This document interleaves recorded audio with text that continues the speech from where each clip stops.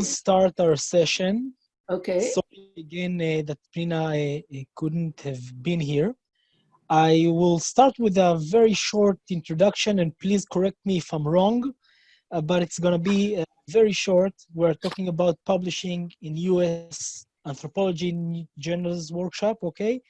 And I'm excited to present our workshop facilitators this evening, which is, I guess, morning at your place. And thank you again for agreeing to Pina's request to contribute your time, your precious time and experience to give us your notions of do's and don'ts of the complicated jungle of the US Anthropology journals.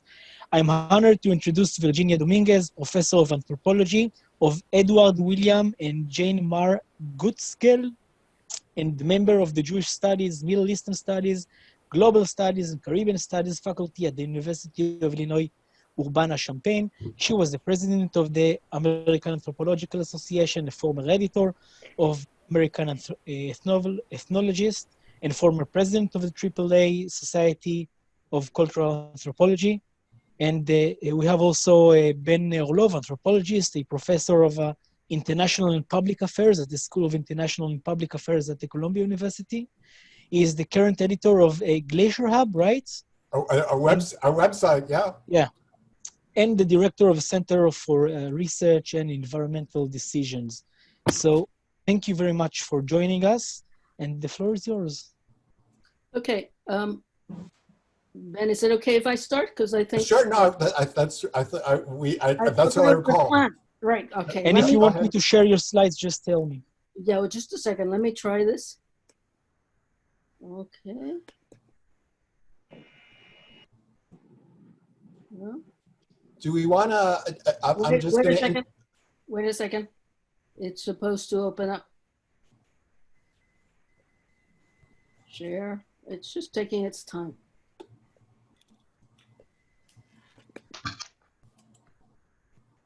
Why is this not working? Oh, you see that now? No? Nope. No? Okay. Let me try this again. I printed these out, so it's not crucial, but let me... and I can share it if you want. Okay, can you do that? Yes. Do you have mine? I think this is what Ben sent, right? You could share. I see something happening. I was going to raise another question about wait a second. Using chat and participants. I see Mahmoud has raised his hand. Not yet. Wait. I see some hands are, if people want to signal that they want to speak, we could either just do both our presentations and then wait, or take questions. Ben, I think since people will ask things that are actually being addressed by me or you first, sure. Let's do so that. We'll do both. Do both presentations and then take questions. Yeah. Okay. That's fine. Let me try this again. Share screen. Why is this not working? Let's try this again. I'll try it, just a second. Okay. If you don't, I can start. It doesn't matter. But you know, since I teach, it should be all right.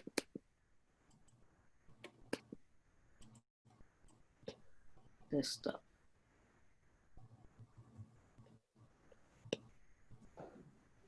No? No, that's Harvey. Is this okay, Virginia? Oh, that's mine.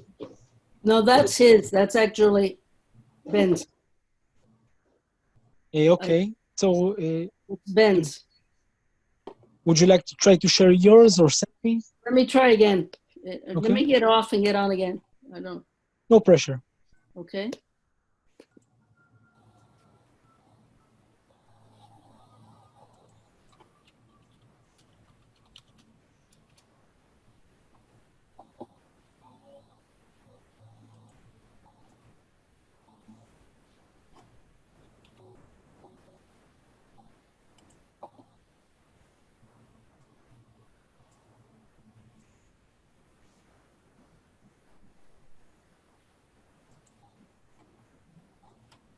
Okay, let me try again. Share screen. Why is this not working?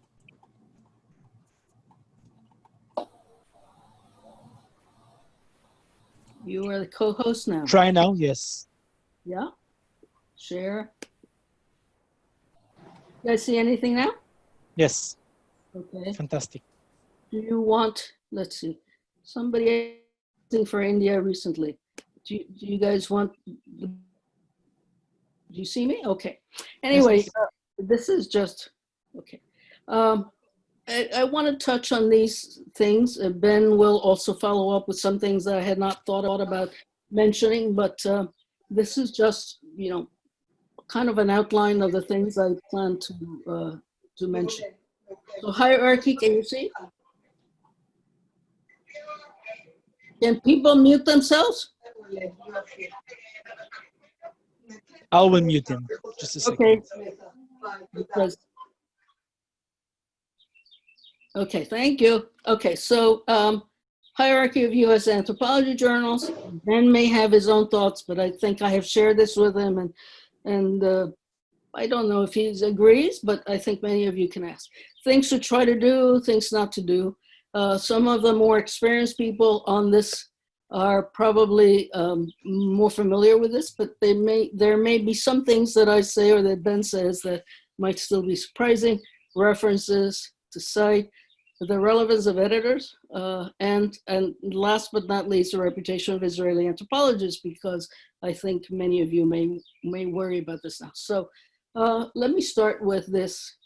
I actually think these are the journals that are most valued and highly ranked. So what I write here, and I don't know, Azri, if you are recording this, but I can also make these. He's recorded, yes. Okay, because I can Will be also online later. I can also make this available to anybody.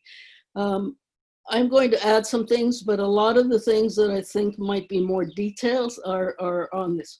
So what I wrote here is that most US anthropology departments don't actually go by official impact factors. I know that many of the STEM fields, the science fields, do this, and I know that some countries outside the US also do this, but most US anthropology departments really don't use impact factors. They complain about it. There is, however, general agreement that when somebody comes for promotion, especially for tenure, at least one of the following, certainly sociocultural anthropologists, at least one of the following journals appearing on somebody's list are important.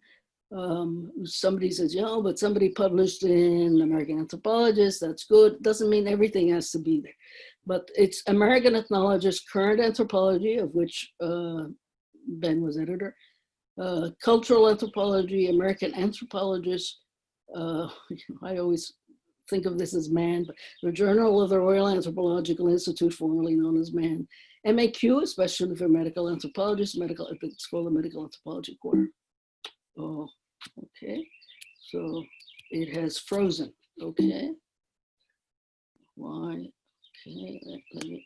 Okay. So, all right. So let me try to move on. Okay.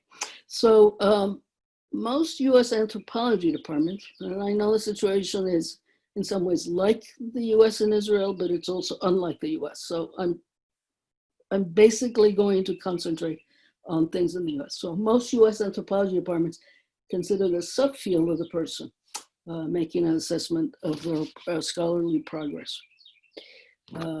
When, for example, somebody is a linguistic anthropologist, they will want to see at least one article in one of the major journals in linguistics, so JLA, the Journal of Linguistic Anthropology, or Language and Society, or Language and Contemporary Social Inquiry, I think. Medical anthropologists are expected to publish in MAQ, Medical Anthropology Quarterly. Medical anthropology, which is not considered as good as MAQ, but nonetheless. Or cultural medicine and psychiatry, which Arthur Kleinman, I think, founded and sometimes still has his imprint. So psychological anthropologists are expected to publish in Ethos, which is the journal of the Society for put it here, Journal of the Society for Psychological Anthropology. So these are just examples. And clearly, whenever somebody's talking about biological anthropology or anthropological archaeology, which in the US are typically in departments of anthropology, we look to see how their peers in those fields actually consider their work. So I'm still talking about hierarchy, and actually most of these slides and most of the things I have to say at the beginning have to do with perception of hierarchy. I know the US likes to say that everybody is middle class and that we don't have hierarchy, but you all know that that's false. Anyway, anthropologists are also expected to publish in journals dealing with the geographical area in which they work and in journals that are on the topic of research. I don't know that that's different in Israel, but it's important here because it's also important for the background of what we're talking about. For example, somebody who works in the Pacific is expected to publish in Oceania or the Journal of the Contemporary Pacific, which is not as old, but focuses much more on more contemporary work. Somebody who works in the Caribbean is expected to publish in Caribbean studies or in NWIG, it's Nieuwe West-Indische Gids, a Dutch journal, but publishes in English. And because of that, I think it's considered a very important journal in Caribbean studies. Someone who works in Latin America is expected to publish in various Latin American journals. It's actually good if it's in Spanish and Portuguese, but not alone. Let me say as an aside that I know of someone, I'm not going to mention the name, who published all sorts of things in Spanish and then tried to publish them in English. And the question was, were these separate things? Were they the same things? And in the end, the decision was that they were the same thing. So there is a language issue we can talk about later. Okay, so still on the hierarchy.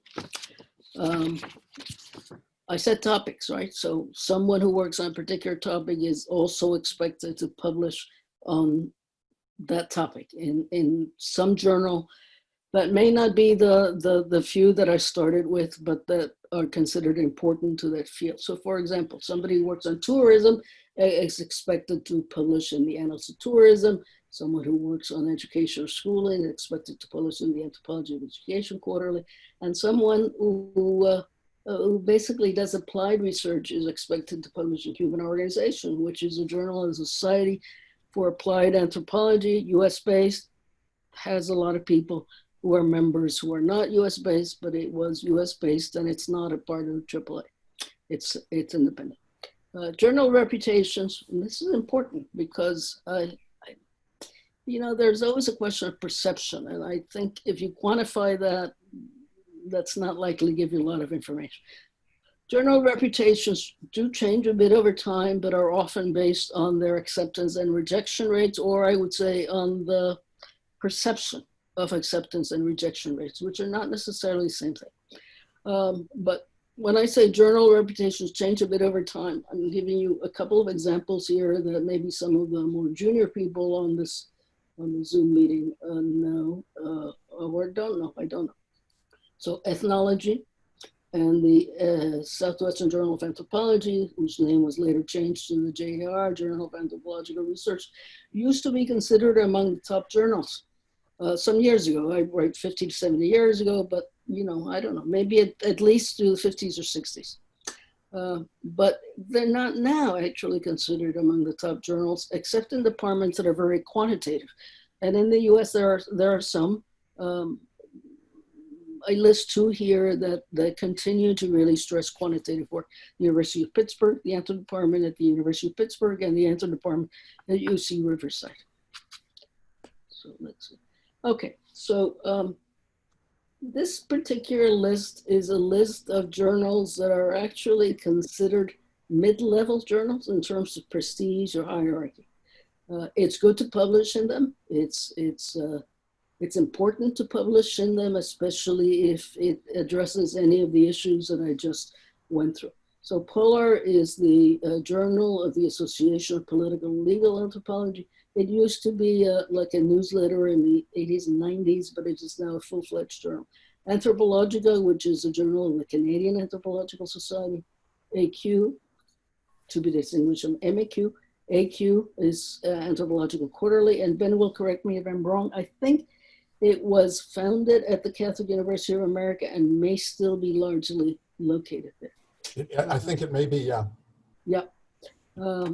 Dialectical anthropology, how?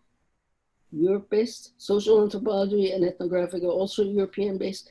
One thing you will see later, and we can talk about this, I'm kind of annoyed at some of this, but I guess it would be fair to say that most anthropologists located in the US don't actually think that most journals outside the US are all that good. That they're good, yes, but they're not all that good. So we can debate some of this, but just so you know, how social anthropology and ethnographica are valued, but they're not considered the top journals. Okay, so I think I'm still talking about hierarchy a little bit, but may be useful here. Acceptance rate are the basis for perceived levels of prestige. They can be as low as 6 to 7%, which is basically what it was when I was editor of American Ethnologist, or as high as 20%, but anything higher than that makes a journal look not very selective. Let me give you a little aside here, a little useful information. I remember a few years ago when I was at the University of Iowa, I was at a meeting of people who were trained to be in leadership positions, and one of them, who was a professor of nursing, said she had actually, I don't know, edited a journal in nursing, and they accepted most things, so like 80%, and I said, you must be kidding. That would not work in anthropology, it would not work in most of the humanities or regular social sciences. So it doesn't have to be as low as 6 to 7%, which means the vast majority of people did not have their manuscripts accepted, but it should be selective. Now, the next point here, and I have it in blue because I think it's important for many people, especially some of the more junior folks listening in. There are people in this country who basically tell younger folks to submit manuscripts only to the most prestigious journals. I don't, I'm not one of those. And the reason is that the vast majority of those journals are very selective. And so the likely answer is no, we're not going to accept it. So what I usually tell some of my junior scholars and some of my doctoral students when they publish is to try to publish in, I don't know, mid-level journals. It's still impressive, but it there may be a better chance, and it may be better for them to do at some point if I think they're actually going to be judged also by the number of publications and the quality of the publications for a job or for promotion, for tenure, then I will say you also need one of those highly prestigious journals to be on your curriculum vitae, your resume. But you know, I wouldn't start with that. Ben is going to talk a little bit more about manuscripts, and so I'm not going to talk too much about this at the bottom of the slide, but you see where it says caution? There are lots of people who think differently about getting a letter from an editor that says revise and resubmit. First of all, not all journals have the same policy about revise and resubmit. The AE, the American Ethnologists, had a policy that I inherited and I continued on, that was that anybody could keep revising and resubmitting. And I had a few people who submitted a 4th version of their article, 1 or 2 submitted a 5th version of their article. I finally said to one of those folks, look, try a different journal. This is just not going to work. But you should not assume that it's the same. There are journals that would only allow people who get a revise and resubmit to revise and resubmit once and not more than once. So that's important. But what's also important is to understand revise and resubmit. Hello? Can you, okay. Yes, sorry, continue. Yeah, Revise and resubmit is not an outright rejection, but it is also not a veiled acceptance. Many manuscripts in some journals, many manuscripts like 80%, 70%, 80% get a revise and resubmit. The vast majority of those are still not, they're either not going to be authors who will revise and resubmit, and even when they do, most of those will still not be accepted. It is a good sign. It means that the reviewers and the editors think that there is something in what you submitted. I'm sorry. Can I continue? I don't know who that was, but okay. So let's try. Go back to this for a second. Revise and resubmit. Most manuscripts get an R&R, revise and resubmit. If I get one of those, and if one of my students or junior colleagues gets one of those, I usually say, go ahead and try to revise and resubmit. It's worth your time. I will say something that I think experienced folks on this Zoom meeting will also probably feel. I hate it. I hate getting things not accepted, but we all do. It's particularly bad when something says, you know, we're rejecting your manuscript. That just feels bad. Don't worry about it. It feels bad to all of us. But revise and resubmit feels slightly less bad, but I still complain about the reviewers. I kick and scream, I sleep on it. And in every case, I have actually ended up with a manuscript that was better because of that. So I don't ever just react. Sleep on it 1 night, 2 nights, 3 nights before you do anything about it. But do realize that it's neither an outright rejection nor a veiled acceptance. The editor of the journal is not obliged to accept your manuscript once you send a revise and resubmit. So, okay, so a couple of other things. This is things to try to do in a manuscript, and it will be followed by things to try not to do. I only have a few more things before I pass this on to Ben. I think these are all important. I think that the slide that says things to try not to do in a manuscript, or things not to do in a manuscript, will possibly be more important to some of you, but nonetheless, I included here 5 things. The last of which is actually procedural, but it's important, especially in this era where we are doing so many things online. So with the last one, the bottom one, make sure there's a letter or email acknowledging receipt of the manuscript. I say this because, you know, even when I'm teaching online or when I'm not teaching online, somebody sends something, they think they've sent it, a paper, take-home exam, and it has gone into draft. It's not that it goes into spam. You need an official letter or email acknowledging receipt of the manuscript, and then you should just wait. But let me talk about these other things. Every manuscript that gets sent in needs to have an argument, and I know I sound like an old, staid, conservative person, but you should just state it at the beginning and state it at the end. What I usually tell people is, think of yourself as a reader. You don't read everything. So you read the beginning, you read the end of manuscripts, and then you decide whether you want to read some more. So for that to actually work, an author has to basically tell the readers very early on, first sentence, certainly the first paragraph, what it is that you are doing in the manuscript, what it is that you're arguing, and then you need to do the same thing pretty much at the end. So remember that most journals in the US, journals in the US, care a lot about that. Second thing, make sure that you don't overclaim the novelty of a manuscript's argument. I used to get some manuscripts that I could tell were from very junior people who would say, oh, I'm going to do something. And I would say, I'm going to revise Bourdieu. Oh, well, I'm going to make a comment about Marx. And then they proceed to include data about their own fieldwork. And, you know, there's just too big a gap between the two. So I will always say, you don't want to overclaim, but you also don't want to underclaim.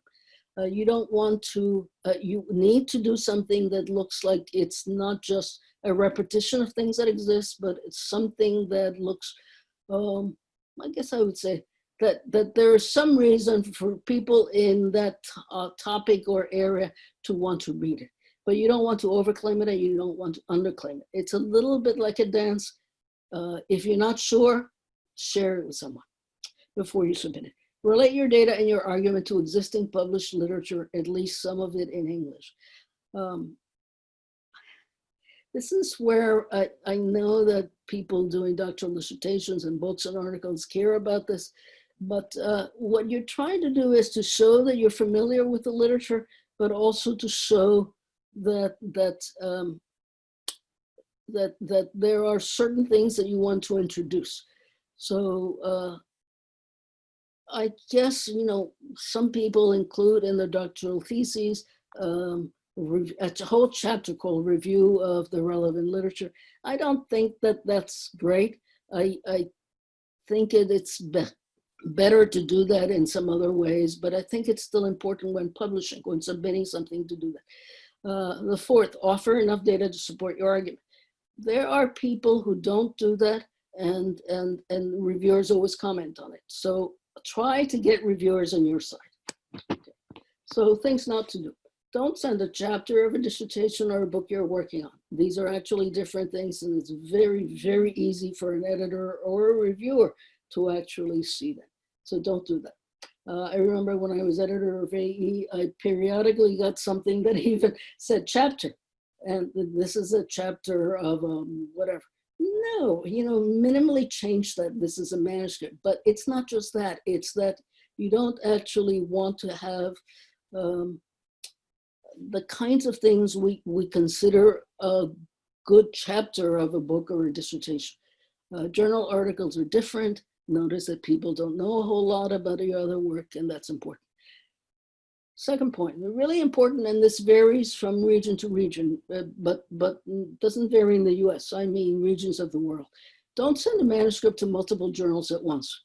That may be okay in some places in the world, but it's not in the US. You send a manuscript to one journal at once. They expect to be the only ones getting it and reviewing a manuscript. And there is something that I guess I wanted to add here because it happened recently.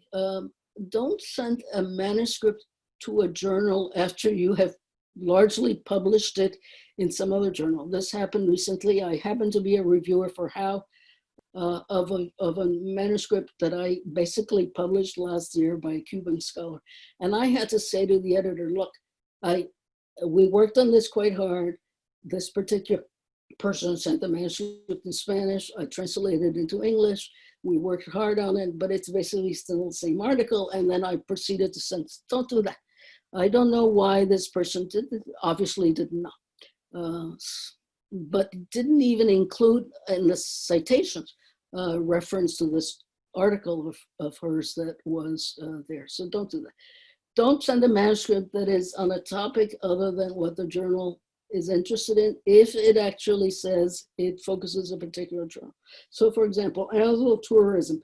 If you cannot make an argument that what you are focusing on has to do with tourism, don't send it there. The most prestigious anthro journals in the US basically consider all topics in social cultural anthropology, but that's not always the case with US anthro journals. So it's important to the mission statement, it's important to actually look to see what it is that they have published recently.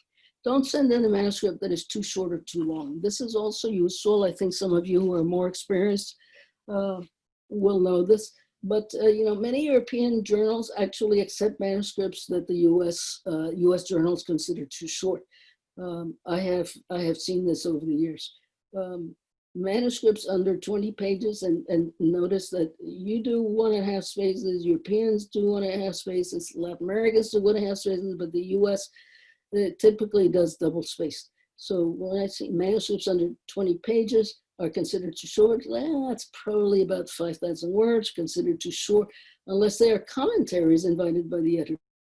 And manuscripts that are really long, you know, 40, 50, 60 pages, double space, are also not considered. They're considered too long.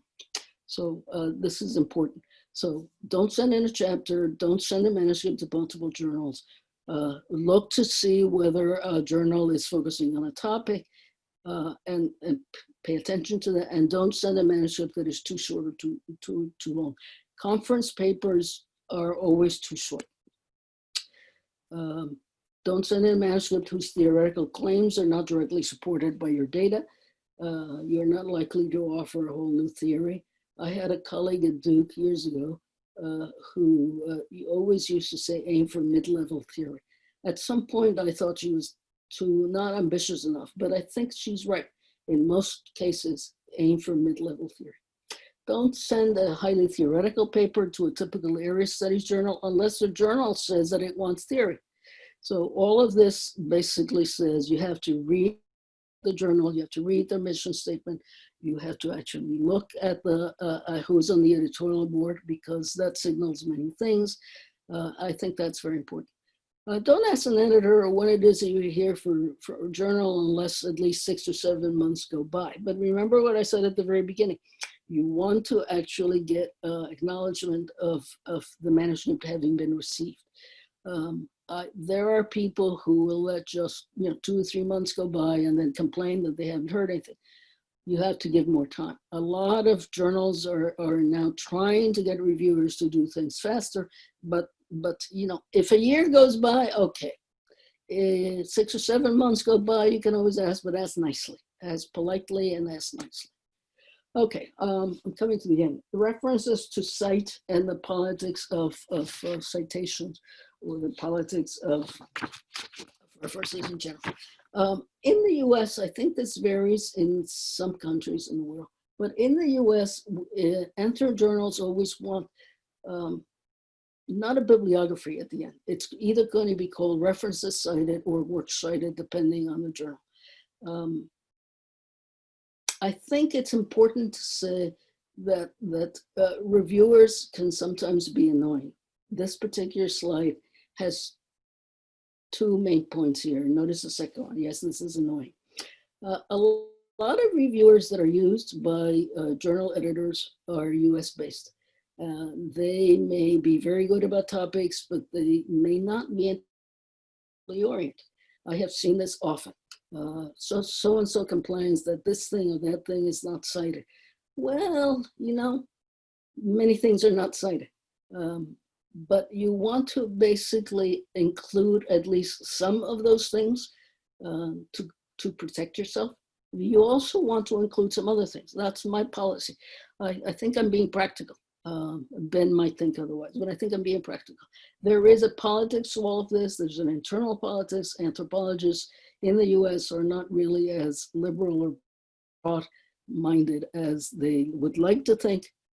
So this is a way of protecting yourself. Okay, I'm almost done. Okay, so editors. Sometimes people over-imagine the importance of an editor. Notice what I say in the middle of this. Don't assume you can tell without asking or doing some research what a particular editor's interest might be. For example, a female editor is not necessarily going to be sympathetic to manuscripts on gender.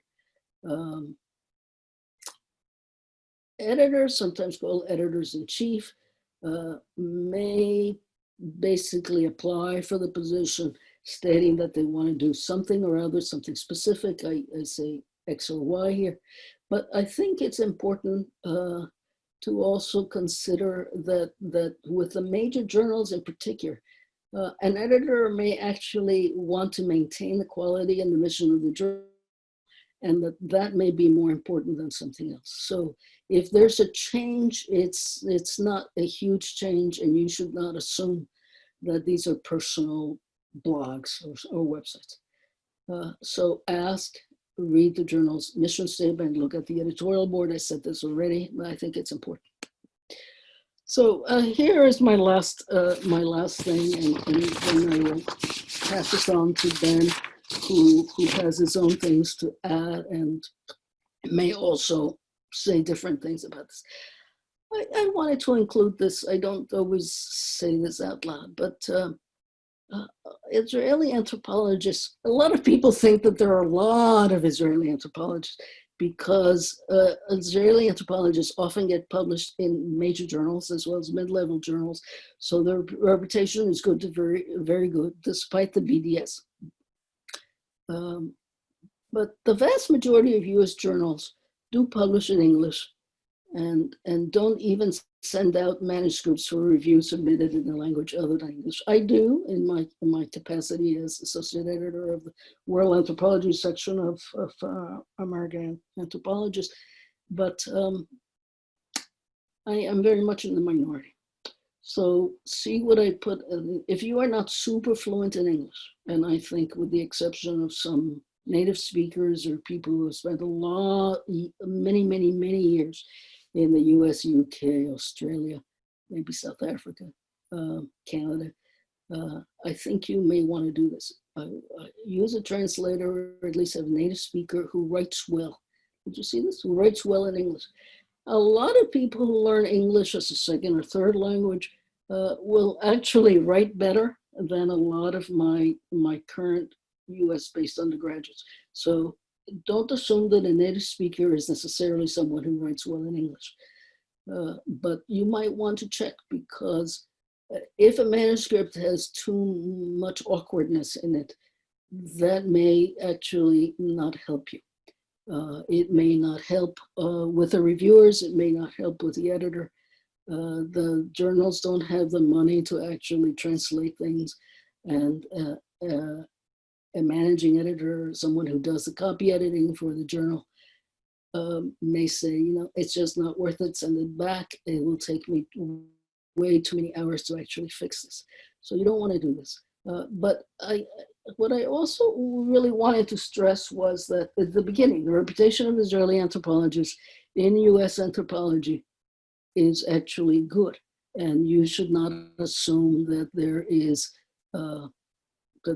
something against Israeli anthropology. There are individuals who will actually assume that you guys are all unbelievably, unacceptably right-wing. I know better, but there are people who don't think that. On the other hand, you know, the manuscript is well constructed and there's something of interest, it gets sent out. If the reviewers are actually fairly positive, they get accepted. So I don't think you should worry about that. I think you should worry more about how the manuscript is presented, where it goes to, and the extent to which it looks like a US journal. US is pretty parochial in what it wants. It's not an accident that people who pay more attention to that will actually get their manuscripts accepted more than others. Ben, that's it for me. Ben? You have to stop sharing.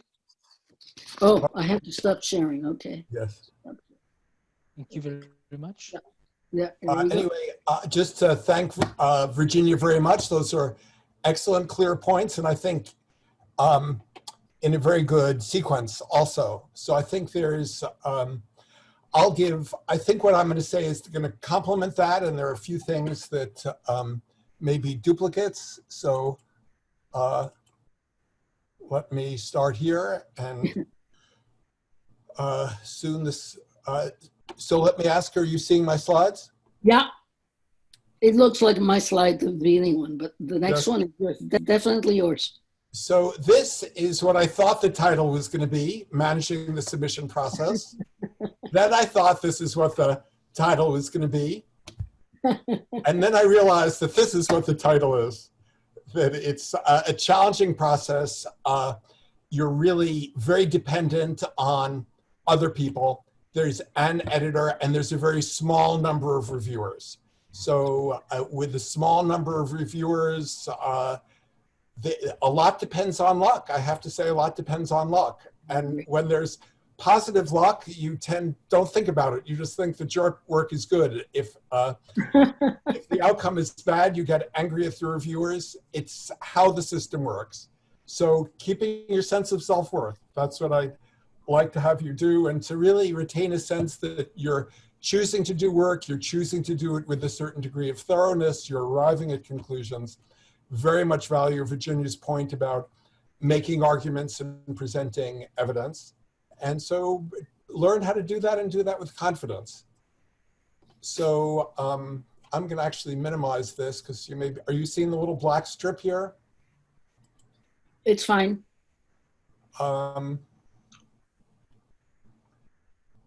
So if I click on this little thing, good.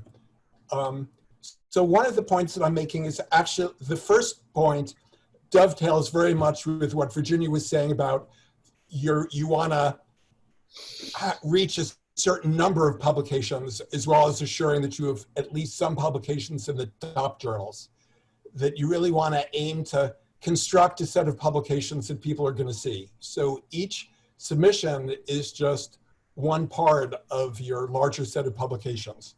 And so making decisions about each individual manuscript is also going to be based on the context of your others. So you often might think, what should I call this journal? Where should I send it? And I really feel kind of ambivalent here about this other point, thinking of a manuscript as part of a whole set of works on your CV. The CV, your curriculum vitae, your resume is a first impression.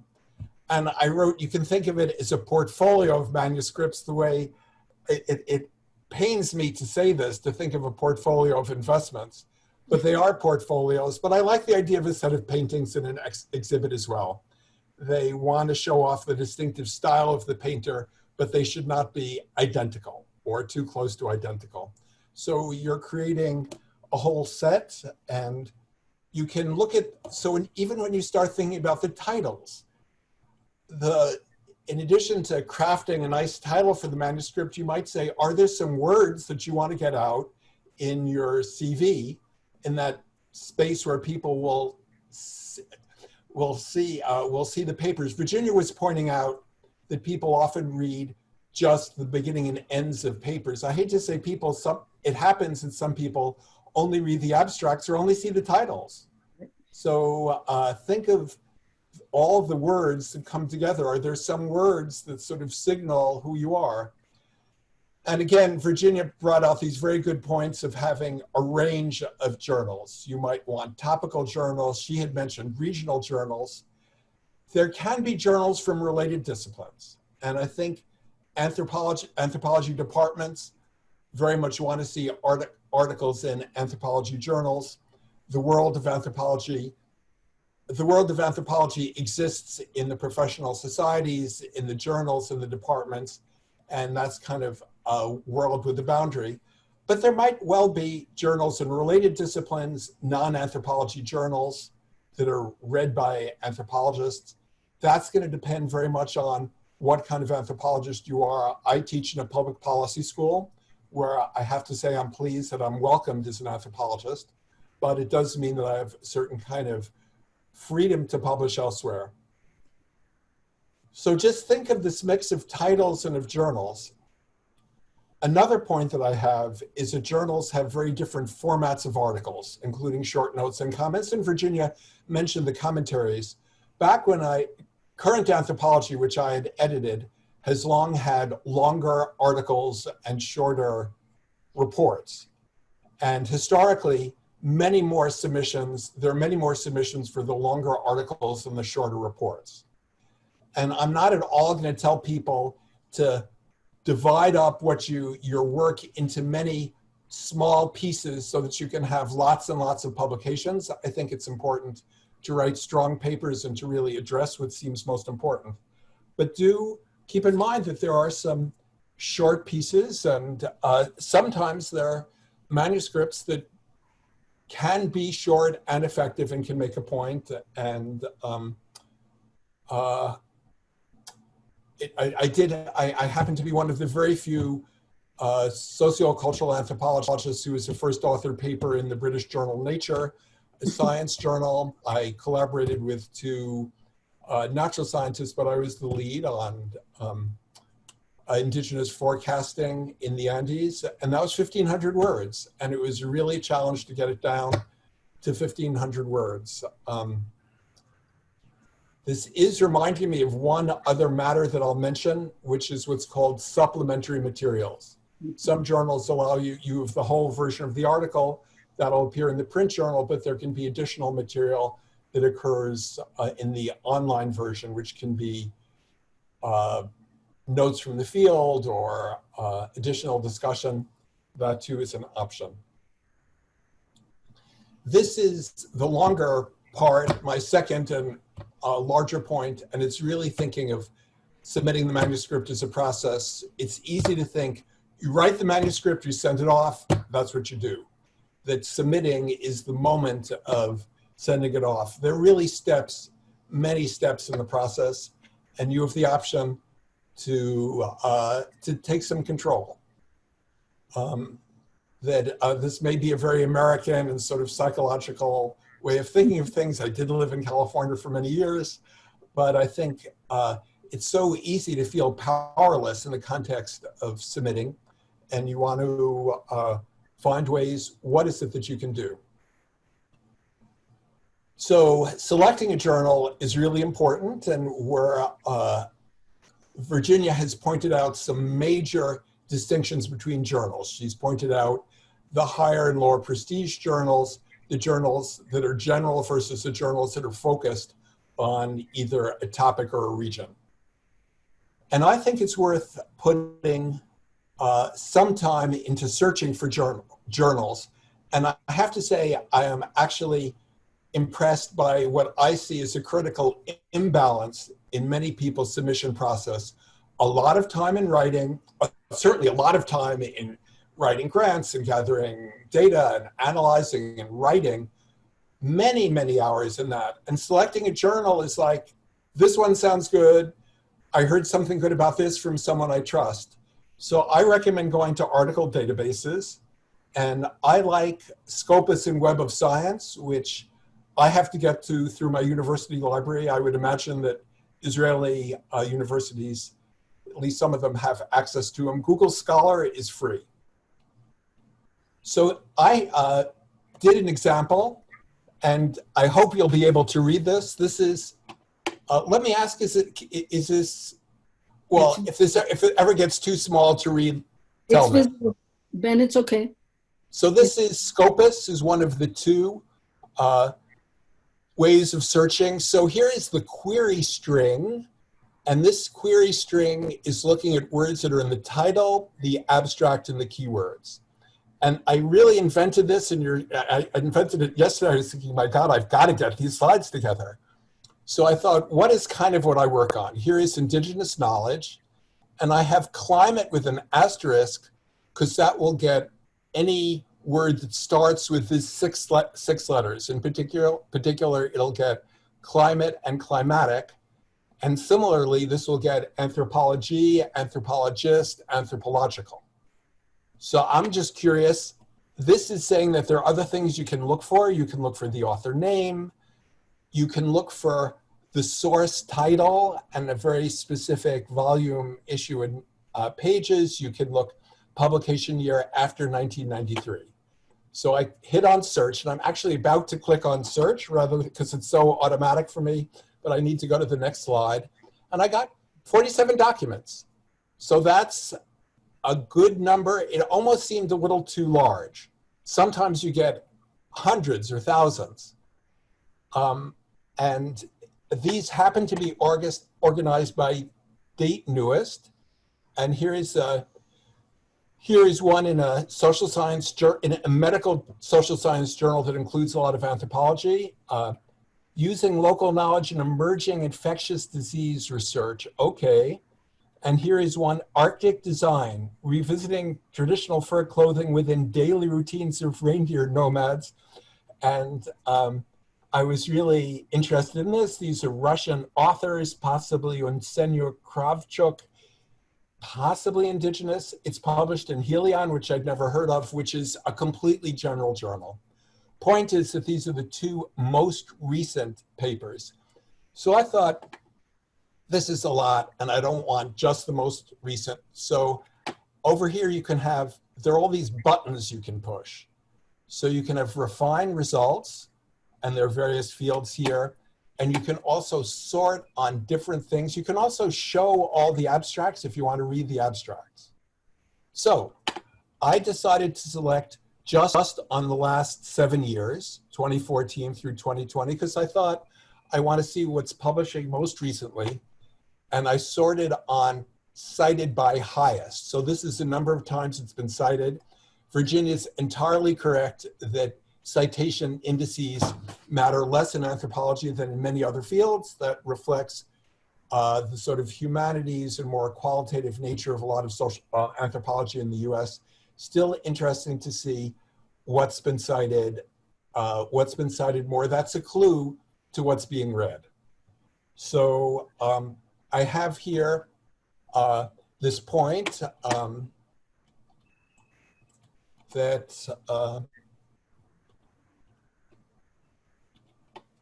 now I'm trying to go back. Bottom. And that the number of for a journal to get a lot of citations, it has to have been around for a certain number of years. A completely fantastic paper published last month will have no citations. So the most cited papers are from the earlier years in the sequence. So here's a 2018 paper that's already getting a number. So don't just go by number of citations, because that's going to get the older papers within the period you're looking at. So can you still read this? Is this legible to people? It is to me. Good.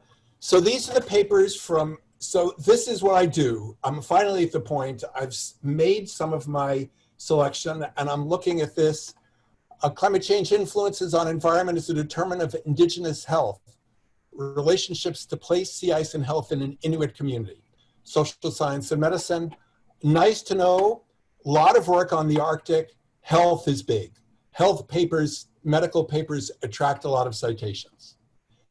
Here's one that's sounding really different. Critical political ecology of human dimensions of climate change, epistemology, ontology, and ethics. So this is a review journal, widely interdisciplinary reviews. It's also a relatively recent journal. This is only volume number 9. Looking at how long a journal has been around, you can tell from the volume number. So review papers tend to get a lot of citations because people are like, I need to, for my literature review, I can cite the review papers that have actually done some of the work.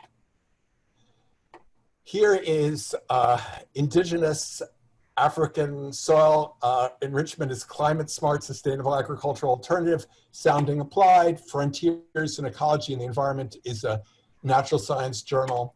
I have to pause and digress and say, climate smart is a phrase that offends me. I live in a country where people can sell smart water, which means basically incredibly diluted vitamins. Here's an expensive bottle of water with the equivalent of a quarter of a vitamin pill in it. You can spend several dollars for it. Climate smart, sustainable. Of course, you're not going to want climate stupid. Anyway, I'm going to jump to say, here's number 4, which I actually happen to know this paper. It's in the Andes. So this is an ethnos. And this, I think, is a good example of, you might go, huh, ethnos. It has been around for a long time. It's a Nordic journal. I believe it's Swedish, publishes a lot of good papers. And it might be a place for you to think, you could then say, ethnos, and then you would look at a couple of recent issues of ethnos. You might keep it on a possible list. Here's another general paper, Disaster Risk Reduction in Applied Anthropology. This is certainly a step down from a human organization that Virginia mentioned, Annals of Anthropological Practice. Haven't heard of it, has been around for a while, volume 40. But it might be a possibility for an applied paper and also for a backup journal. So these are the top 5. Here is Ecology, Sustainability, and Traditional Wisdom in the Journal of Cleaner Production, which is actually an industrial journal, probably not for many anthropologists. Here's a book chapter. Here's something that's linking ethnography, ethnohistory, and archaeology, doing some kind of, this is some work on these marine mammals, drawing on indigenous knowledge. This again is a biology journal, don't need to go there. Here's something, a regional journal This is the Indian Journal of Traditional Knowledge, which I haven't heard of. You could consider it. Again, you'd want to verify that it's a really solid journal. Looks like it's got a lot of regional authors. All of this. Here's another Arctic paper, Sami Reindeer's Herder Perspective of herbivory of birch forest by geometrid moth. So that's some insect, reindeer, indigenous people. Springer Plus is, turns out, no longer in publication. Here is the second paper in Wiley Interdisciplinary Reviews. So that's a signal that if one journal has, I think it was paper 3 and paper 11, they've got 2 papers in that area worth to keep in mind. Here's Ecology and Society. Oh, should have mentioned that this lists which papers are open access. So if you see journals that are open access, which the top ones are not, that means that they're not behind paywalls. That means that people who are not at university libraries can see them. Here's another one, Australian Journal of Anthropology. Cultural Agriculture, Food, and Environment is a specialized publication of the Society for Agriculture and Environment, I believe, one of the AAA groups. Here's Human Ecology that's been around for a while. It's another one whose reputation I think has been declining. Finally, here's JRAI. So this is just to say, here's this source that could suggest some papers, and there's a lot you can learn, certainly seeing what's open access, getting a sense of what's new, what's old, seeing what are the anthropology journals.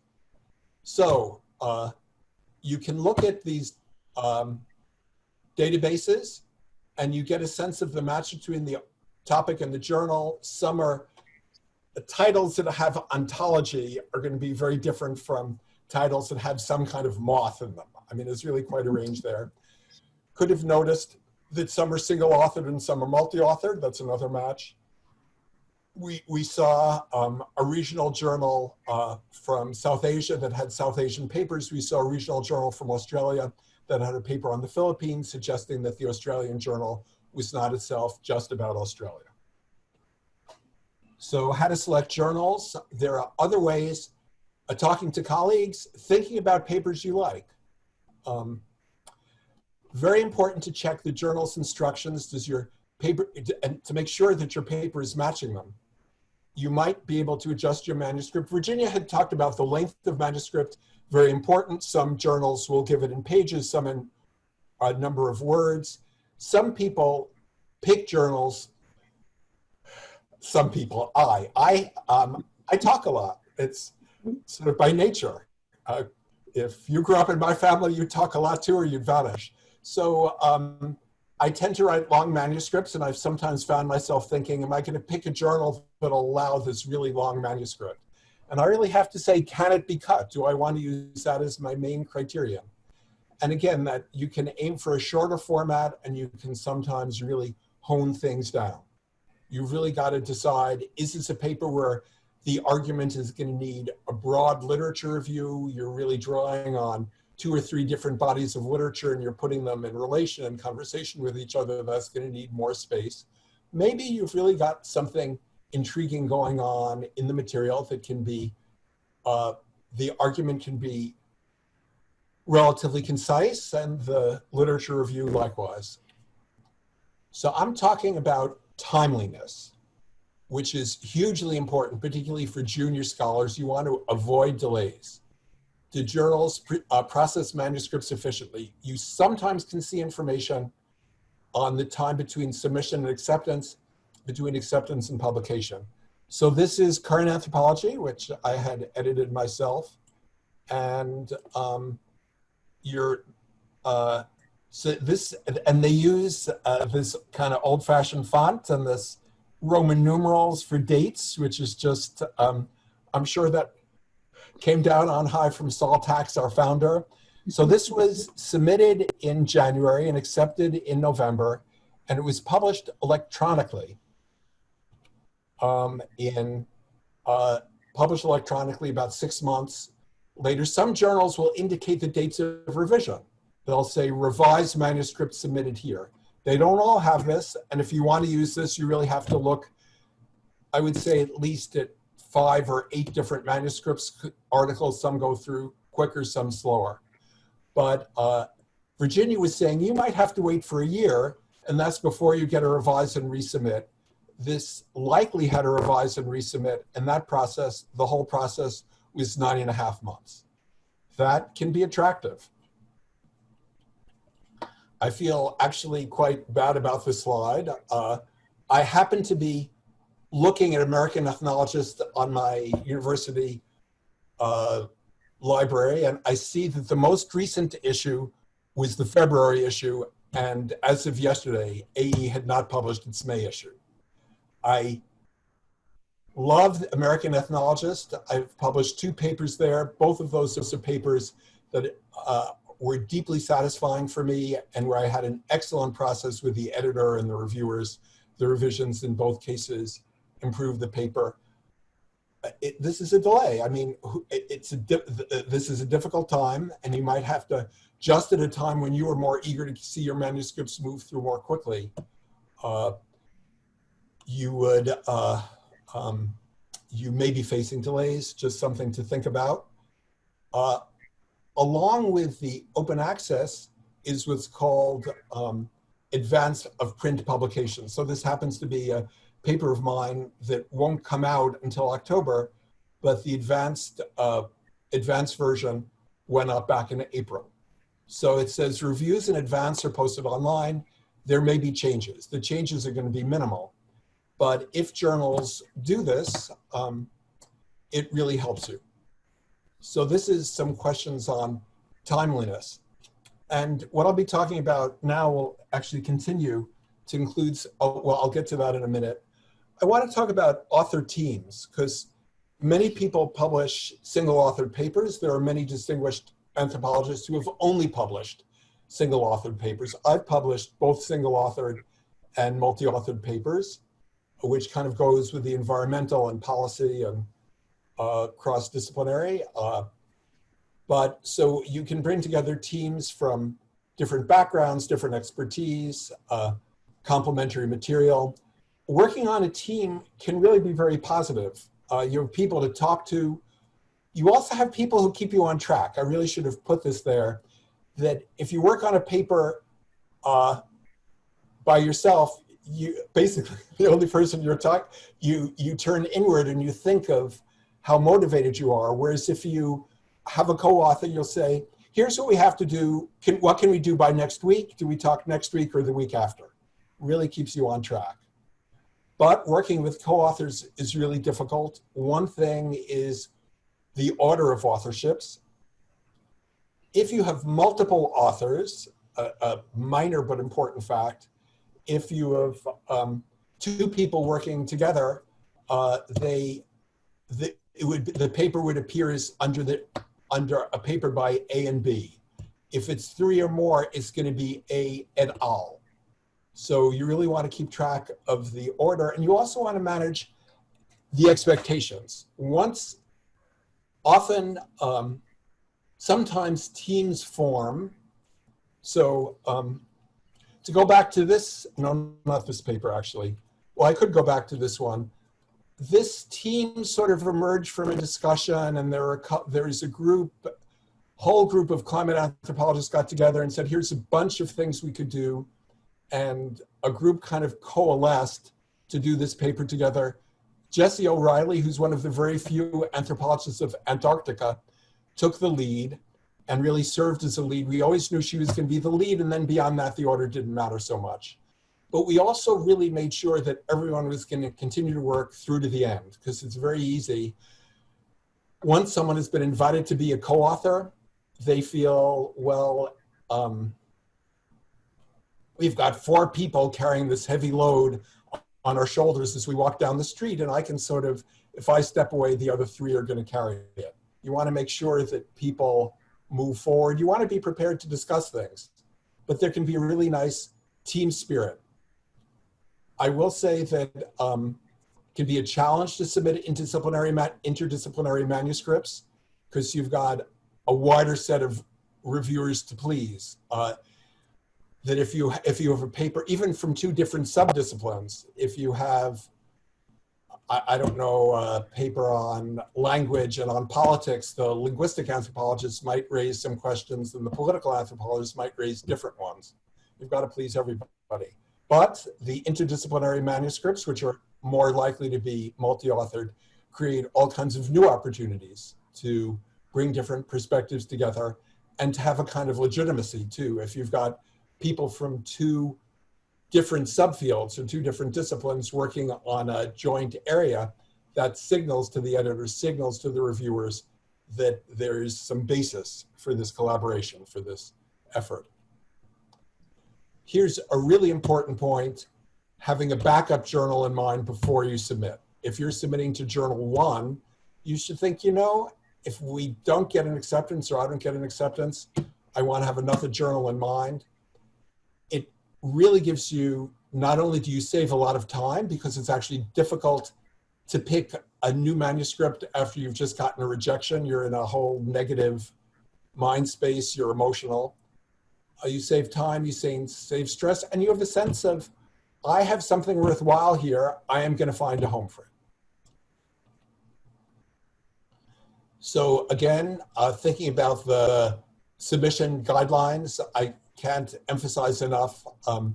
Virginia did an excellent job of emphasizing the unstated guidelines, the things that some journals take for granted, like don't submit a dissertation chapter, like have an argument and data to support it. But there are a lot of specific guidelines to follow. Title and abstract are very important. People also often write the abstract very casually. They sometimes just lift the first paragraph and put it into the abstract field. There are reasons not to do that. You want to make a good initial impression with the editor, and the editor too may also not read the manuscript word for word. They may look at the title, the abstract, the cover letter, skim the manuscript. That's already picked the reviewers, already form a decision. Start thinking about that. For the selection of reviewers, abstract can be important, and the keywords. And then this whole question of what they call discoverability. I feel this is a little careerist, maybe like that word portfolio, but the title and the abstract are what go into the databases. And so someone who wrote a paper on anthropology, indigenous knowledge, and climate and didn't use those words would not have shown up on Scopus. Including references to a few papers that are published in the journal that may seem totally unethical, that editors are under pressure, since editors are under immense pressure to improve the ratings, the citation indices for their journals, they often, it's hard for them not to be mindful of, are there other will this paper contribute to our citation index by citing papers in our journal?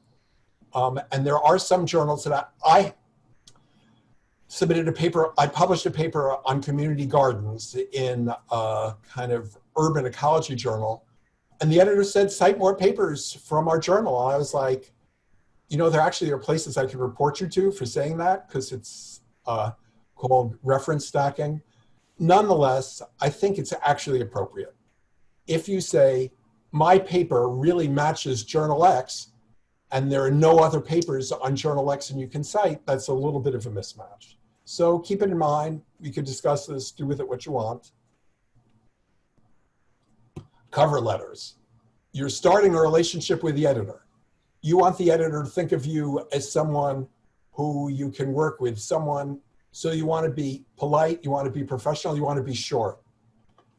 TLDR is an acronym we use in the States, too long, didn't read. So if someone writes a cover letter that's more than a few paragraphs, you're just seeming over anxious, over eager, and you're taking up too much of the editor's time. But you do want to figure out what the manuscript is doing in a sentence or two. You get to state that one more time, and some distinctive features. I really like Virginia's points about mid-level theory and about the match of what's novel but not crazy, overly stated novel. This is the point to say that that can be something that'll help your letter, your manuscript a lot.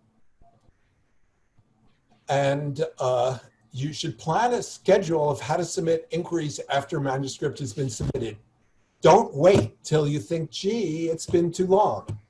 If you do, you're thinking about the paper and you're thinking about it in a way where you're worrying. You're thinking, should I have heard, should I not have heard? Is there good news, is there bad news? Is there a problem? Remember that you have little bargaining power. You could threaten to withdraw this manuscript. You could say, if I don't hear from you in a month, it's too long. But then you'd have to do that. You could say, please, please, if I'm applying for a job, a grant, that's your problem. Virginia said, like, I think 7 months. I actually thought it was shorter. Could be that I've been, some of the other places where I've published, the interdisciplinary journals are quicker.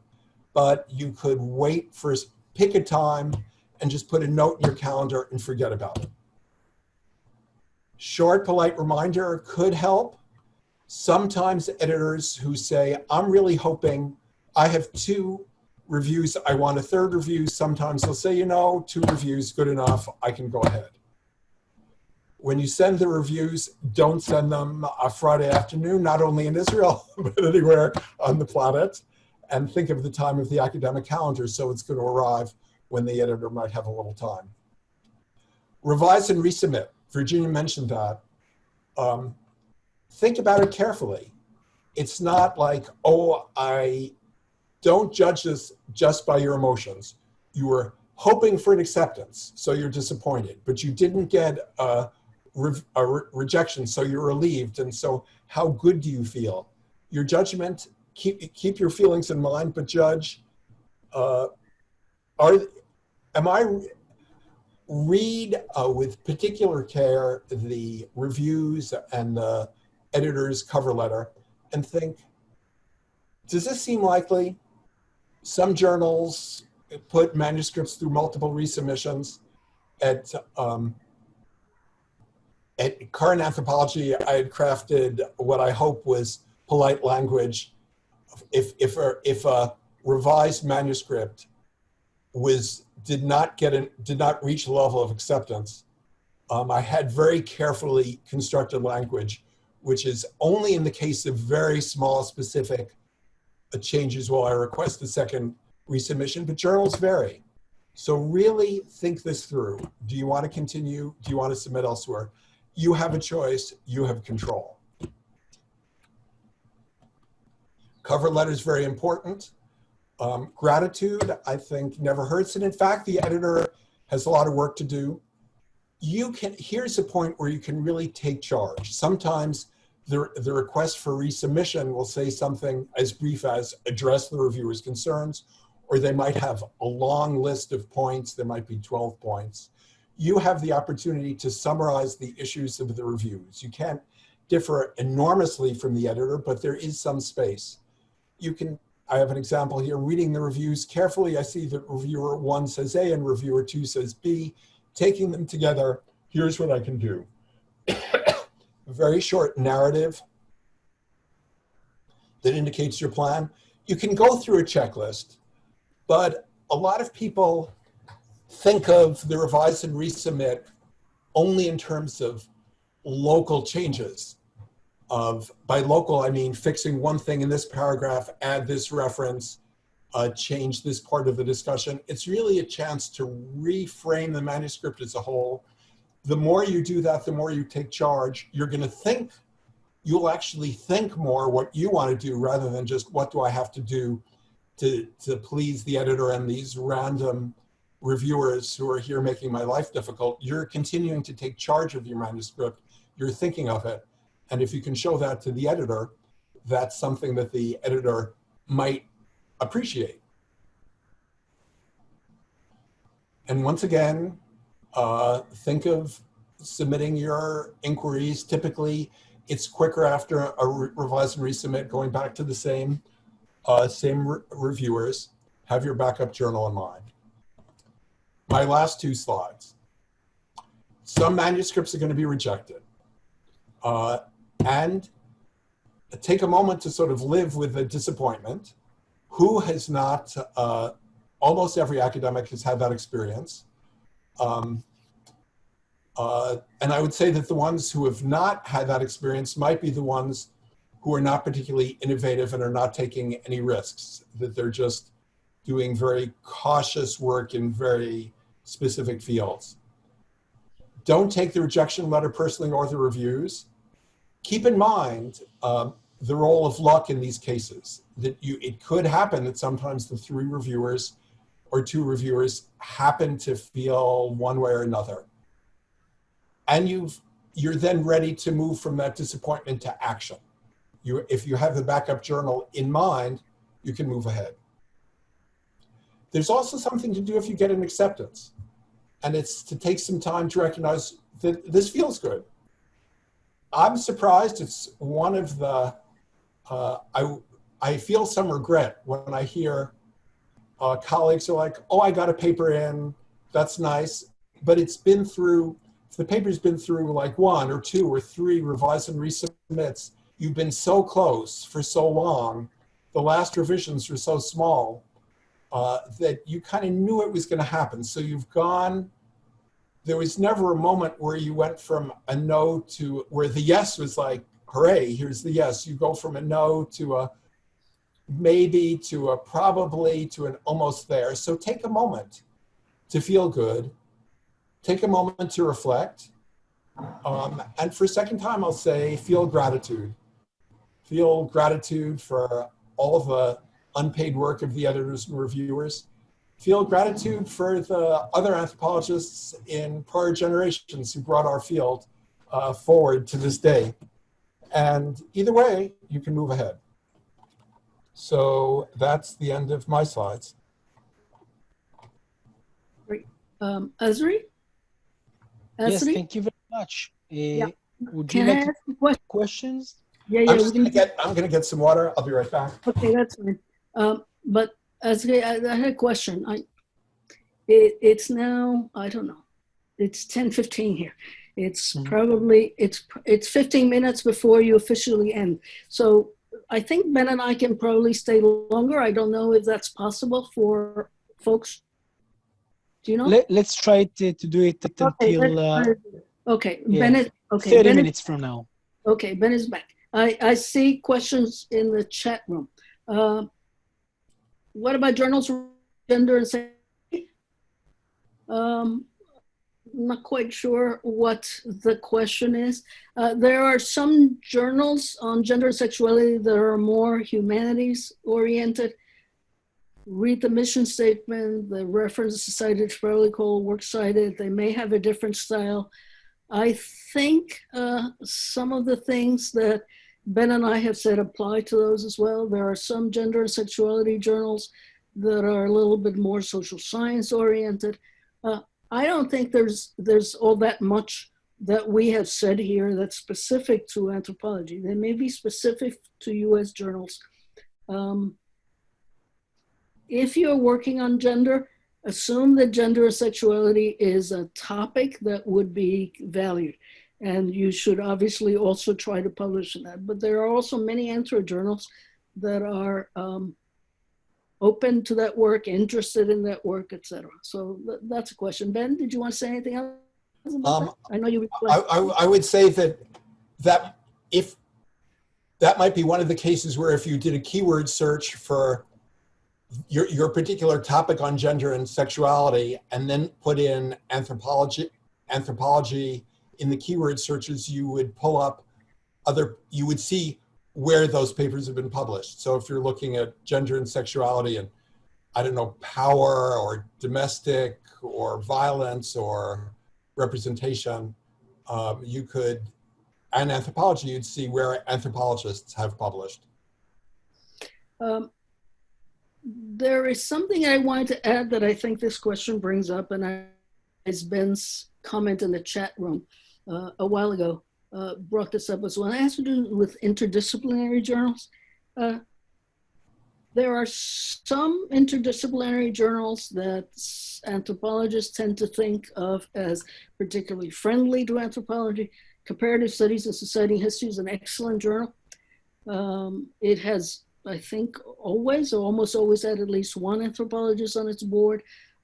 Identities was founded, in a sense, by an anthropologist. It now mostly has sociologists on board. But if you look, I think it's good to have some interdisciplinary journals, but depending on your career ambitions or choice, I don't mean to be careerist, but I think it would be good to have some that are really still straight in anthropology, and some can be in interdisciplinary journals. But you know, interdisciplinary journals vary. Depending on your work, I think, for example, you know, Ben is doing a lot of work on climate issues, and so multi-authored pieces are very common in the sciences, many.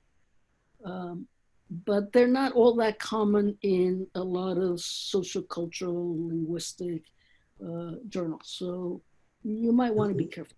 I would add just two quick points. We can think of some other interdisciplinary journals that are well respected among anthropologists. Public Culture is certainly one. That's right. But it's also true that I should mention that co-authored papers, sometimes if a senior scholar is publishing with a graduate student or a postdoc, that's, on the one hand, that's signaling the closeness of the collaboration, and it's an opportunity for a junior person to publish with someone very senior, and that could be positive.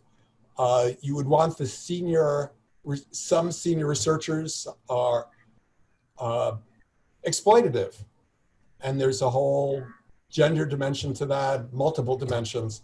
So senior professors who only publish with their graduate students, I think people would notice that.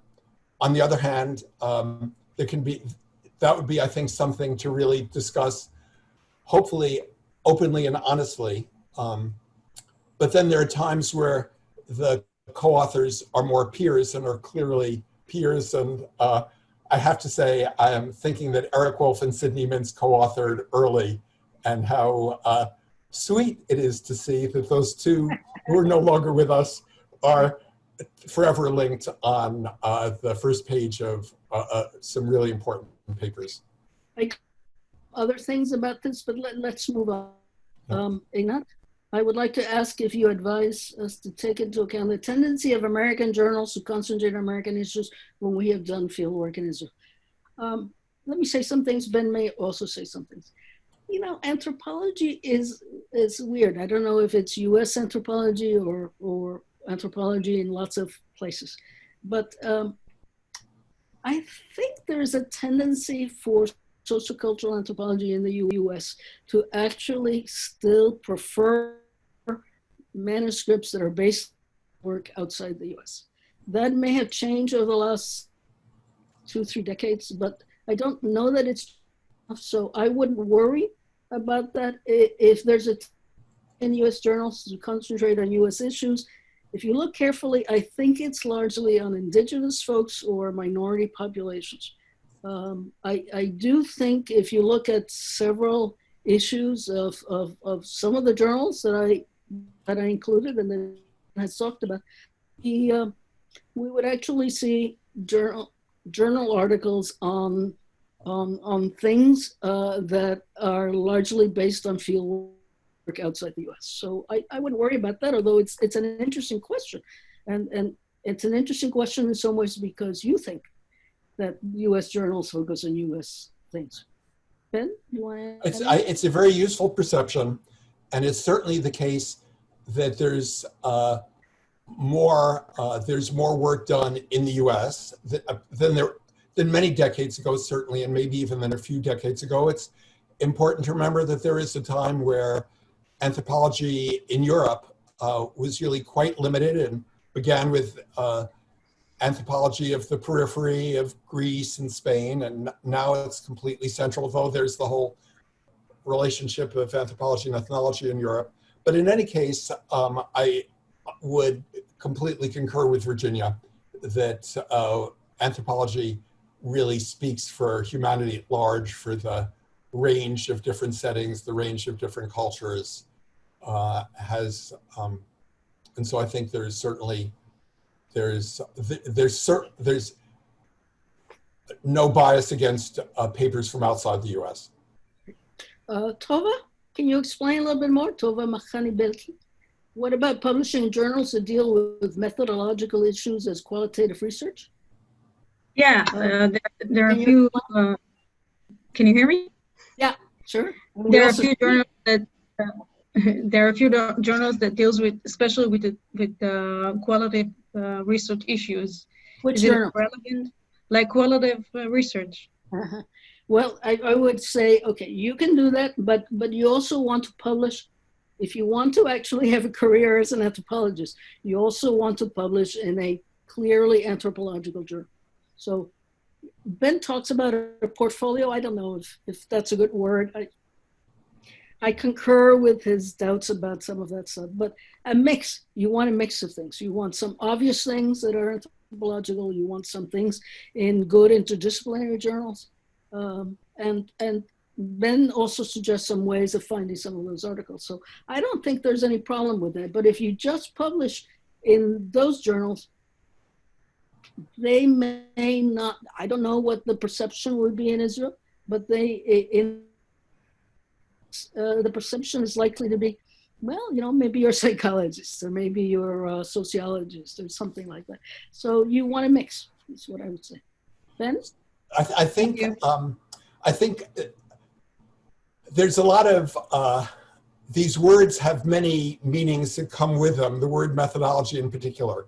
Because the word, I mean, of course, how could a field not have a methodology? You just, it can't be entirely intuitive and on the spur of the moment. But the word methodology can mean sort of more numbers, more quantitative. And so absolutely, I was thinking what Virginia said, when Virginia mentioned psychology, psychologists would be perfectly happy to publish papers on refining the scales to measure the 5 key components of personality, and sociologists could publish questions on, do you have an even or odd number of items on the 1 to 5 scales? There are actually a lot of papers on should you have an even or odd number of items on those 1 to 5 or 1 to 6 scales. Anthropologists, if you talk about methodology, either you're talking about it, is either very sciencey, sort of gathering data on returns to hunting, or so I see some of that in the very evolutionary work. There is absolutely a lot of qualitative work, but I think for the people who are emphasizing qualitative methods, if you're saying I'm refining it, there would be the question of, you refined this method, can you show me that it does something interesting? So if you were to say, I have worked with life history accounts in a new way, you'd be able to say, this reveals something new. Or I have asked people to tell me narratives about their family photo albums, and here's the new thing I'm doing. And maybe it's a new way of recording the data and analyzing it. You really want it. I think it would have a greater success for being recognized by anthropologists if it really had some findings that could speak to anthropological theory at some level. And I think even the quantitative methods are dominated by qualitative sociologists. Great. Okay, a couple of other things that I see here. Nehemiah Stern, you have a question for me. I have a manuscript prepared on the position of Jews in the history of American anthropology. I'd like to send it to A. If it gets rejected from it, what do you think would be the second best option? Let me answer in 2 different ways. One is, I don't know what you're actually saying. Ben might disagree. I'm probably the only non-Jew here. I think Virginia, what's your basis for saying that? Well, because I'm not Jewish. You might believe you are. I know. I'm teasing. I'm teasing. They know. It's fine. I think there is an interesting kind of contemporary bias against to do in U.S. anthropology, despite Boas, despite all sorts of earlier folks, despite Mintz and Wool, you name it, right? So I don't know. And we just changed to a new editor in AA. So I also don't know what to do. My second question, I might suggest, can't decide, I can't, there are Jewish journals. You might actually want to send this to what I would call a mid-level journal if it gets rejected. But it might also depend on what the reviewers say, what you're arguing. Because if it's a structural thing, it's not going to be rejected. It may be a revise and resubmit, and then you can think about it. But the second thing I was going to say is just send it to me. Let me take a look. And I will have a better sense of what you're doing. If you send it to AA, I'm not going to be able to read it because that's not how it works. But I don't know. Ben, am I wrong?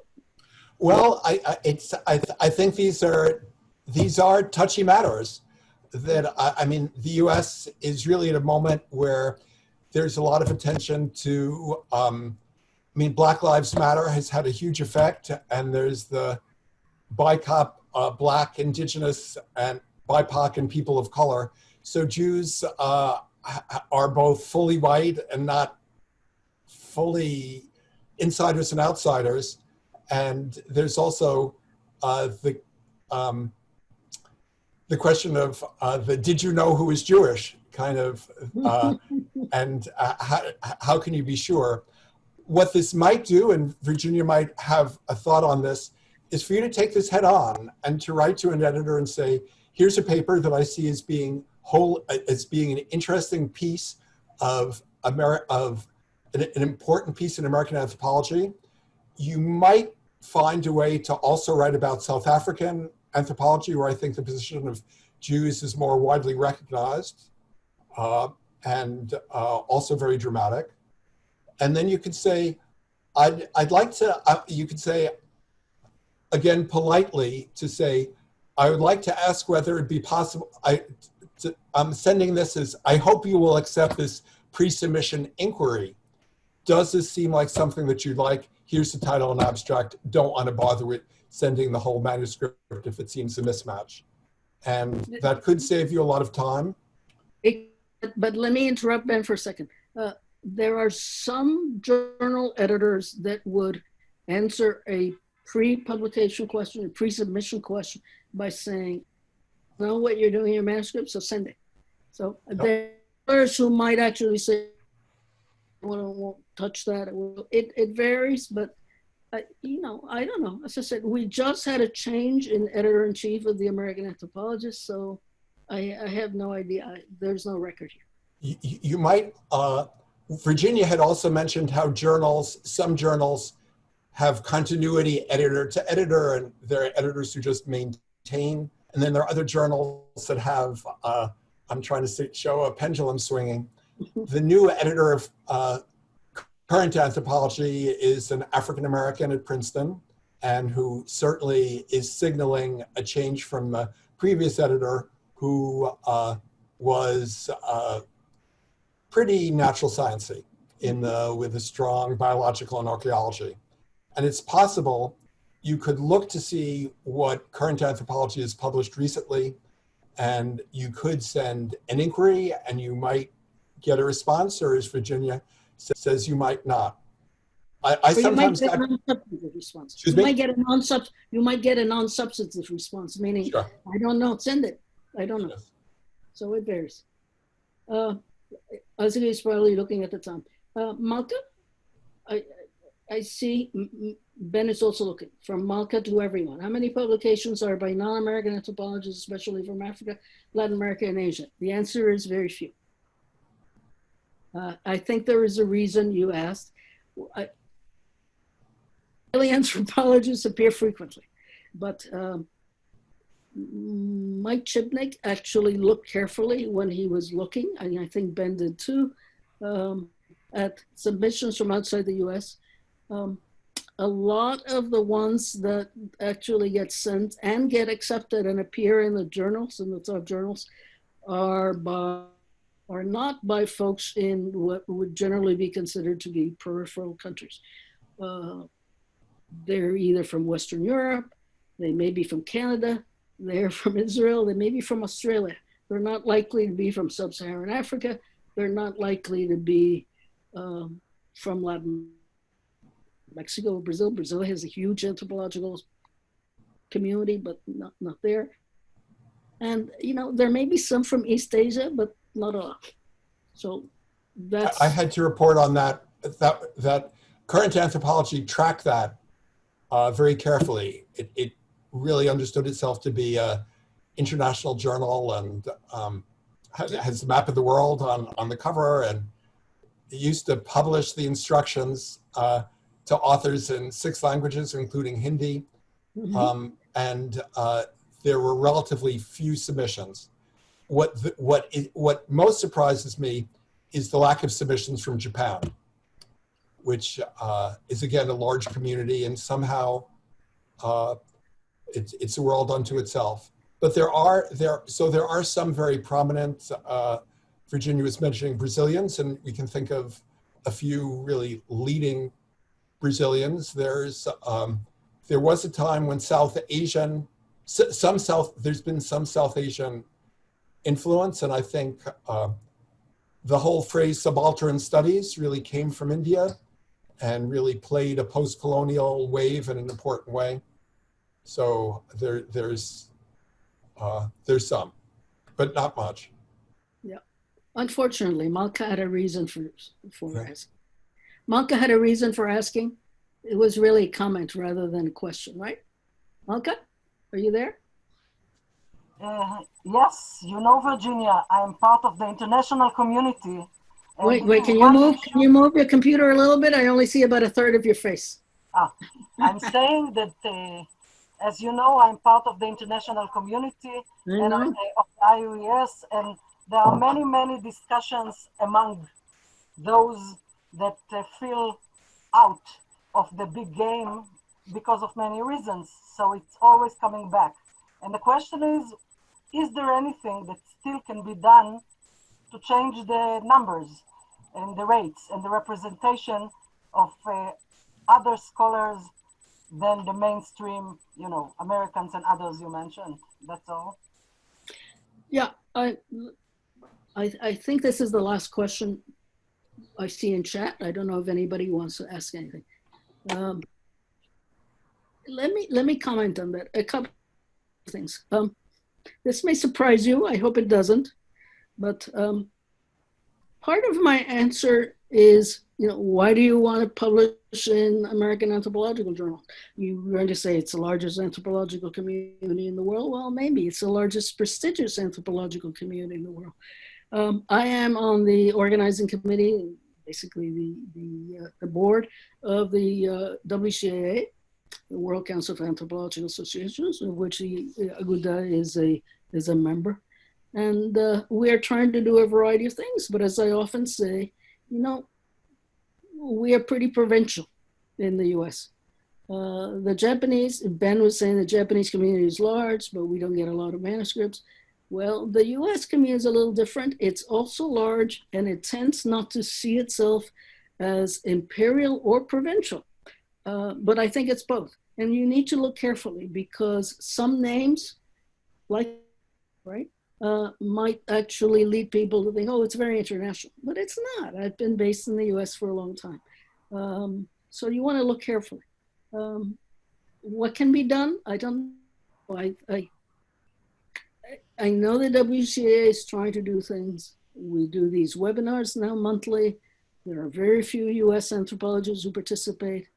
The AAA actually doesn't even, I mean, will advertise, but doesn't do a whole lot with that information. We've had thousands of people participating. Part of me would like to say, make US anthropologists publish in other languages, in other journals. Ben is doing a fair amount. I've done a fair amount. Monica Heller has done a fair amount. But, you know, it varies. Some of it is the perception of the importance of anything in the US. And some of that is not going to change immediately. I would say to you guys in Israel, right? Why are you publishing in English? There is a very particular reason. I know that things published in Hebrew are not all that valued, but you know, you could publish in French, you could publish in Spanish, you could publish in Portuguese, you could publish in Chinese. We don't do that, right? So it's a complicated issue. I would like that to change, Malka, as you know.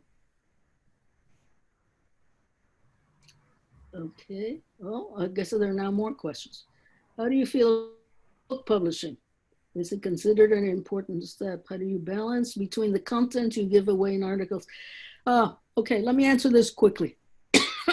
In the US, I know very, very, very few people in mid-level or extremely prestigious departments get promoted or even get tenure, few, without a book and some articles. That I know is different in some other places, including in Israel, some departments in particular. Amalia, I don't know if you want to say anything, but I do know that Haifa, for example, the sociologists in Haifa kept telling the anthropologists in Haifa not to publish books, to publish articles. And so it was only after they had published a bunch of articles and been promoted, they then started publishing books. Well, you know, it doesn't really work in the US. And I often have to be an external reviewer for people coming up for promotion of some sort in Israel. And the question is always, is this person going to get, would be promoted in your department? And I always have to explain, yes, but, okay, we need a book. We want a book. So that's one thing. The other thing is, you don't actually, most publishers of books don't actually want to see more than one, maximum 2 chapters in a book that have already been published. Ideally, they don't want to see anything. But you know, some of the background stuff is fine, but they should be different. So if a book consists mostly of things you have published in article form in some other way, you're not going to find the publisher in the US.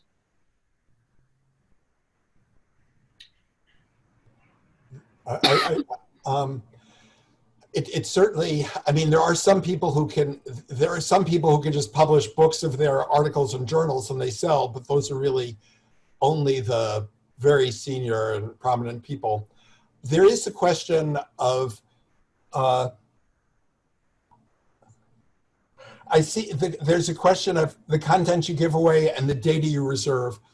I actually, one thing that I was wondering about, and this may or may not be a digression, I'm prone to them, is the history of the word data in anthropology. I actually tend to say the word evidence or material simply because data rubs the more humanistic people the wrong way.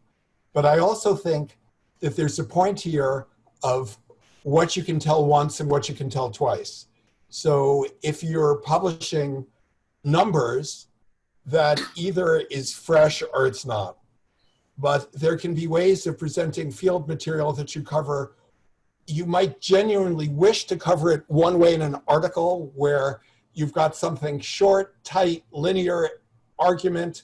Here's the thesis, here's the evidence, conclusion, significance, goodbye. Whereas with the book, there's a different way of leading the reader through a set of chapters. So it's not necessarily an either or. For some people, it's just a question of wanting to be efficient. And if an article seems close enough to what you want a chapter to be, you might just drop it in there to save yourself time. But you really need to stop and think, what is the book as a whole? Is there a way to do this material? Not just as a workaround to avoid copyright or duplication issues, but genuinely to reflect on the same material in different kinds of ways. That a book is different from an article, not just in length. I don't know, that may just confuse things, but anyway. No, I don't think so. Make sense? Okay. Elad Ben. Thank you very much. I would like to thank our facilitators and Virginia and Ben that gave their precious time and experience. And I want to ask Amalia Sar to seal this workshop and the whole conference. Thank you very much. Your modified conference by Zoom. Well, it's a wonderful experience, I have to say, a real engagement, and I thank you for it as well. So thank you, Virginia and Ben. It was lovely to listen to you, and I think that this is such an important conversation. Hopefully, even after the corona is over, we will be wise enough in using Zoom conferences to bring people and to consult and to talk. It's wonderful.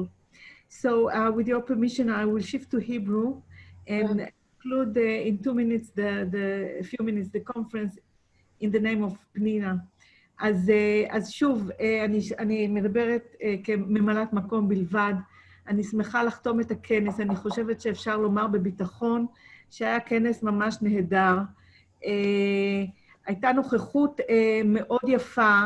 התחלנו בעצם עם 110 אנשים במושב הראשון, והמשכנו עם 80 ומשהו באספה ובחגיגת הספרים.